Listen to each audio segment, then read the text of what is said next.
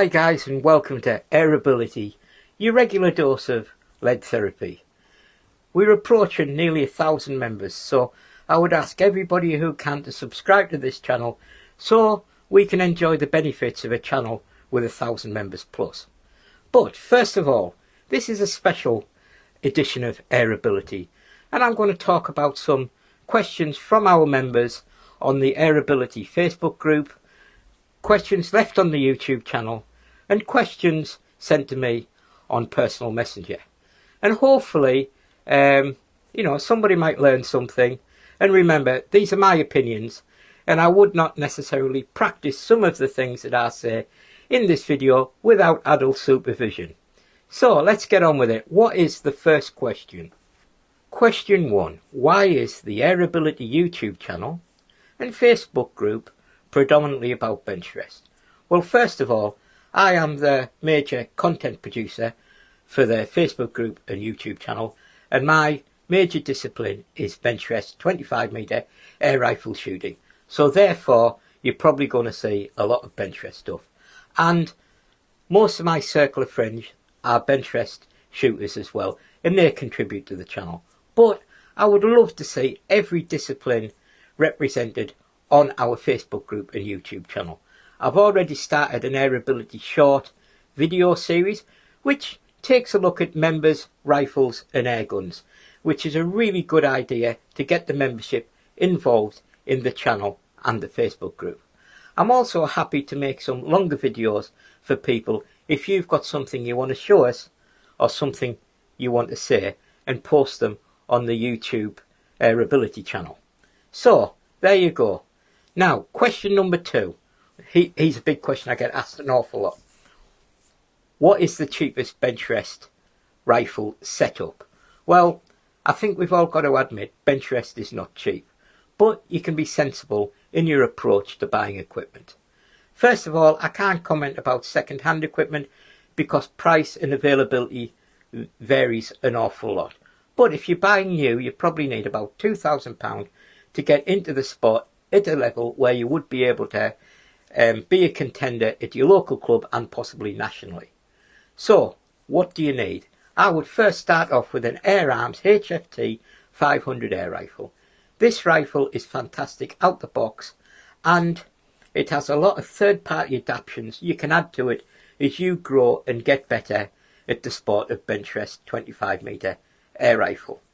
Now, what I will say is this rifle always performs well at national level competitions, and you should have no problem enjoying the sport of Benchrest using this rifle right up to a major competitive level. Then what I would do is, for under £200 you can get a fantastic scope. It's called the Vector Sentinel-X Benchrest scope. There's a link in my description. Fantastic scope. You will be able to shoot at a level you could win Benchrest competitions using this scope if you have the skills. Now, you're going to ask me, where does the other money go? We're not quite at £2,000 yet. Well, you need a front rest and a back bag. And they can be bought quite reasonably online. Have a look at the Coldwell range to begin with. Yes, Benchrest do go right up to many thousands of pounds, but if you're just starting off in the sport of Benchrest, the Coldwell range is quite good. And the only thing I would say would be, I wouldn't buy the one with the joystick on, because I found that to be not fantastic, but all the other ones were great. Just make sure and have a quick look at the rules that the one you choose is Benchrest legal. And then after that, you're going to need an air bottle, a whip to fill your gun up. You're going to need scope mounts and various tools and bits and bobs to carry your equipment in. So it usually comes to about £2,000 to get you kitted up from never having an air rifle before. Right, here's another big question I get, and a lot of people disagree with me, right? Does having lower mounts stop the effects of cant on the point of impact when you're shooting? Now, nobody wants cant. Cant is when the gun isn't absolutely vertical, when it's leaning to one side. If you're shooting in a vacuum without wind, theoretically, if you're shooting at a fixed distance and you don't have gravity, it shouldn't matter what orientation the rifle is in. But once you introduce factors such as gravity, atmospherics, etc., things I believe change. Now I have done tests between having lower and higher mounts on my rifle and varying degrees of cant, and I have seen a small difference in the movement of the point of impact away from the bull with higher mounts when I cant the rifle. That is a personal preference of mine. Many people disagree with me on that, but that is why I always advocate to have your scope as low to the barrel as possible. What I will say is, if you're very disciplined and you keep your rifle absolutely vertical, it'll make no difference whatsoever. And also you have to balance comfort as well. Some people aren't as short as me and will need higher mounts, or they're going to break the neck. Now, what's the next one? Very important issue here, especially in the shed. What bacon do I prefer in my Saturday morning bacon butty? Well, I prefer dry cured, unsmoked bacon. For me, that's the only way to go. You must have Heinz tomato ketchup on it. Brown sauce is the devil's work, and all the brown sauce in the world should be collected up and burned, in my opinion. Vile stuff.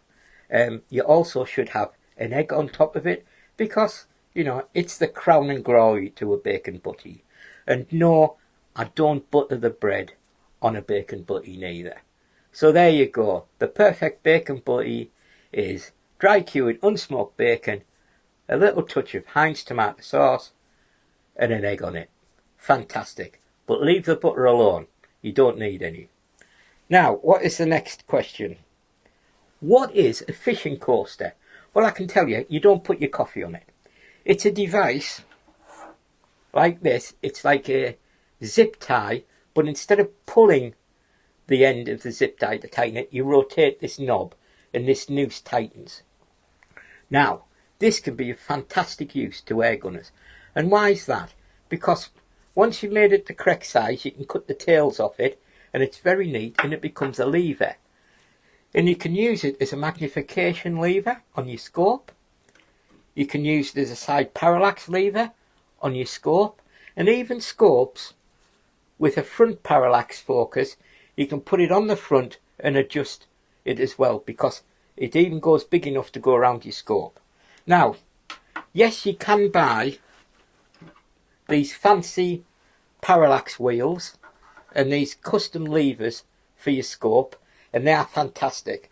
When I tend to use these fishing coasters is when I'm reviewing a scope and I don't have these available to me, or I have a new scope and I'm deciding whether the scope is good enough to invest in all the extra accessories. Right then, another question. If there's one tool that people don't usually buy when they're buying all their equipment for airgun shooting, if there's one tool that I should buy that people forget, what should it be? A torque screwdriver. And what this does is, this measures the pressure you're using to tighten the bolts, and you set it to a predetermined pressure, and it will beep when you've reached that pressure to make sure you don't under or over tighten your bolts. And this is fantastic, especially for scopes and scope mounts. You don't crush your scope with the rings, and you don't damage your rails over tightening them. What I will say is, I think this has saved me more money in long term for not damaging things than its original cost. This is definitely the one tool that people forget to buy, and a torque screwdriver or torque wrench is definitely needed. Here's a question I get a lot about shimming scopes. Do I shim my scopes?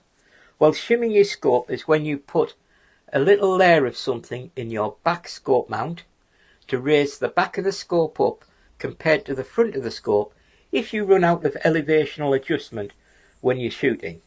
Now, what I will say is you do this at your own risk, because if you do it wrong, you can damage your scope. Yes, I do sometimes shim my scope mounts.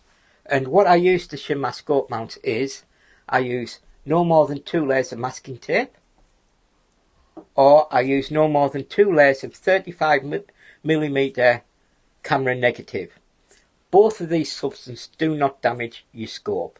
You've got to be very careful to use no more than 2 layers, because you could introduce too much pressure on your scope with the difference between the front and the back mount. I put a video on how to shimmy scope in the description here. What I will say is you do it at your own risk and make sure you don't shim it too much. But if you need a little more vertical adjustment on your scope, shimming your scope can really be helpful to help you achieve that. Right, here's a good one. What do I enjoy about 25mm air rifle Benchrest shooting the most? Well, quite frankly, it's winning. I'm terribly competitive. But winning doesn't always mean gold medals. Winning to me means going out to the competition knowing I practiced the best I could with the circumstances in my life at that time, and that I have left everything on the range and tried my absolute hardest on the day. If anything good happens because of that, that is an added bonus. But for me, it's winning, and winning means being able to say I did my best. But also, the circle of friends that you attract when you're in the Benchrest community, in my opinion, is second to none.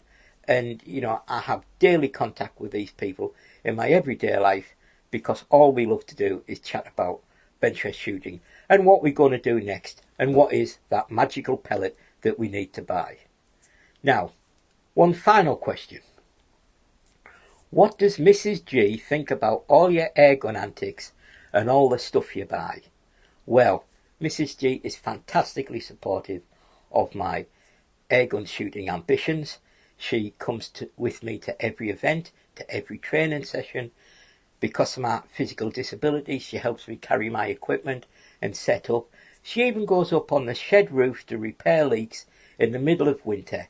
You know, I cannot say anything wrong about Mrs. G. She is absolutely fantastic to me.